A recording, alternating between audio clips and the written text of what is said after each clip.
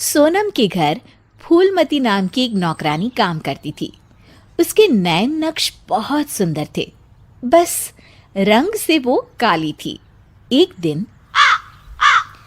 सोनम दीदी, आप कितनी सुंदर है और इतनी गोरी भी। काश मैं आपके जैसी गोरी होती। अरे लेकिन देख ना, कितनी मोटी हूं मैं। मुझे तो पड़ोस की रानी अच्छी लगती है।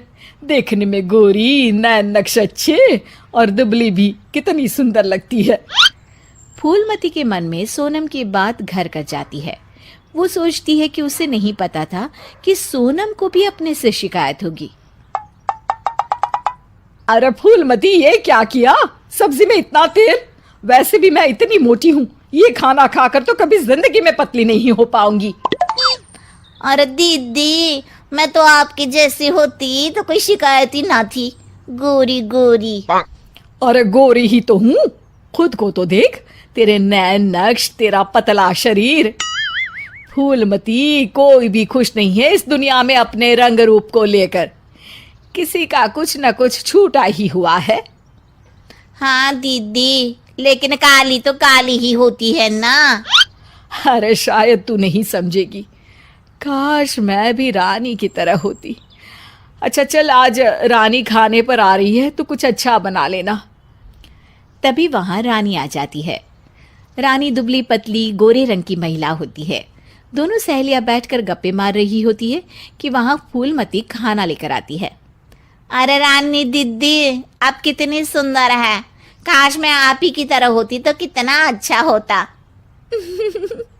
शुक्रिया फूलमती, लेकिन तुम्हारे नैन नक्श तो बड़े ही तीखे हैं। हाँ दीदी, लेकिन हूँ तो काली ही ना। वैसे तो मैं भी वो सामने वाली वंदना को देखकर सोचती हूँ कि काश मैं उसके जैसी होती। हैं दीदी, आप भी अपने से खुश नहीं? ना ना, मैं तो बहुत खुश हूँ। बस जरा लंबाई, काश मेरी लंबाई वंदना जैसी होती तो कमाल हो जाता।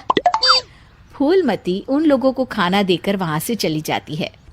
वो सोचने लगती है, अरे ये क्या, मैं तो सोच रही थी कि सोनम दीदी सबसे सुंदर है, लेकिन लगता है सोनम दीदी कुछ नहीं।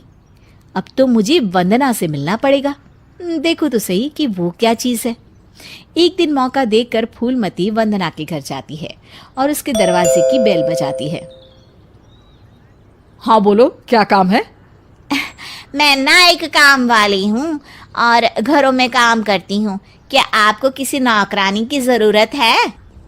हाँ हाँ, ज़रूरत तो है, लेकिन सिर्फ झाड़ू के लिए। वो क्या है कि पोछा मैं खुद लगाती हूँ, जिससे मेरी फिगर मेंटेन रहती है। दीदी, एक बात बोलूं, आप कितनी परफेक्ट हैं। मतलब आप में तो कोई कमी ही नहीं है। सुंदर शरीर, लंबी हाइट, गोरा रंग। काश ना दीदी मैं आपके जैसी होती। शुक्रिया, लेकिन मैं भी परफेक्ट नहीं हूँ। ओह, ये क्या दीदी, आप क्या बोल रही हैं? ऊपर वाले ने तो आप में कोई कमी रखी ही नहीं है। अरे तू उस दीपिका को जानती हो ना? कैसी बात कर रही हो दीदी? वो कहानी हर घर की हीरोइन ना? हाँ हाँ वही। उसकी त्वचा देखी है, कैसी दमकती चमकती, और कमर तो कितनी पतली है, हाय। पर दीदी, वो तो हीरोइन है, हीरोइन। वो तो पैदा ही ऐसी हुई होगी। हाँ वही तो, उसको तो भगवान ही ऐसा बनाया होगा, सुंदर, चमकता और दमकता। फूलमती सोचने लगती है, अरे ये क्या, आकांक्षाओं का कोई अंत ही नहीं है। कोई खुश नहीं है खुद से। हर किसी को किसी और जैसा दिखने की चाह है। अब तो किसी ना किसी तरह दीपिका से मिलने जाना होगा, लेकिन कैसे? फूलमती एक दिन दीपिका के घर जाती है, जहां उसका बॉडीगार्ड दरवाजा खोलता है। कौन हो तुम और यहाँ क्यों आई हो? मैं ना मैडम से मिलने आई हूँ, कोई बात करनी थी। अरे चलो चलो यहाँ से, ये कोई धर्मशाला नहीं है जो बात करने के लिए आ गई मैडम से। तभी वहां दीपिका आ जाती है। अरे भैया आने दो, फैन होगी मेरी। फूलमती दीपिका के पीछे पीछे उसके घर के अंदर चली जाती है। मैडम, आप तो इतनी सुंदर हो जैसे कि कोई गुड़िया।